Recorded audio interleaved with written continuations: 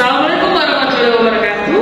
Perkenalkan, nama saya Adi Puspaningrum. Saya dari Prodi Teknik Kimia Mineral 2023. Di mana saya akan menjelaskan judul TA pengembangan proses hidrometallurgi berkelanjutan untuk pemulihan emas dari biji emas sianida.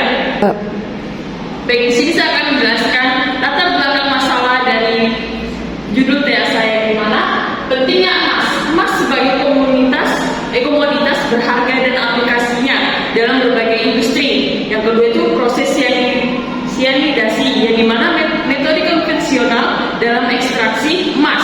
Yang ketiga itu dampak lingkungan sianida, ada pencemaran air, tanah, dan udara. Yang keempat itu perlu adanya alternatif pengembangan metode ekstraksi emas yang lebih ramah lingkungan. Yang kedua itu tujuan dan manfaat tugas akhir, yang dimana tujuan umumnya itu untuk mengembangkan proses hidrometallurgi yang lebih berkelanjutan untuk pemulihan emas. Yang kedua itu tujuan khusus, yang dimana yang pertama menganalisis kinerja berbagai reagen alternatif pengganti sianida. Yang kedua itu mengoptimasi kondisi operasi, proses pelindian, pemisahan, dan pemurnian. Yang ketiga itu mengevaluasi dampak lingkungan dari proses yang dikembangkan.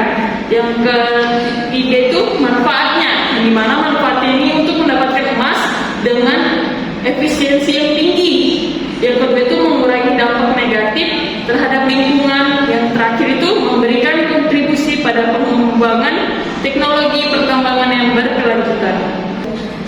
Oke, perumusan masalah, yang dimana perumusan masalah penelitian saya ada itu apa saja langkah dalam proses hidrometallurgi berkelanjutan untuk pemulihan emas. Yang kedua itu bagaimana cara mengoptimalkan proses pelindian, pemisian padat dan cair, dan pemurnian. Yang ketiga itu ada apa dampak lingkungan dari metode yang diusulkan dibandingkan dengan metode konvensional. Tinjauan pustaka yang ada konsep terkait, yang dimana hidrometallurgi proses ekstraksi logam menggunakan lautan. Yang kedua itu pelindian sianida, yang mana proses pelarutan emas dari biji menggunakan lautan sianida. Yang ketiga itu pemisahan padat cair, yang dimana teknik memisahkan emas terlarut dari residu padat. Yang ketiga itu pemurnian, proses meningkatkan pemurnian logam yang dihasilkan.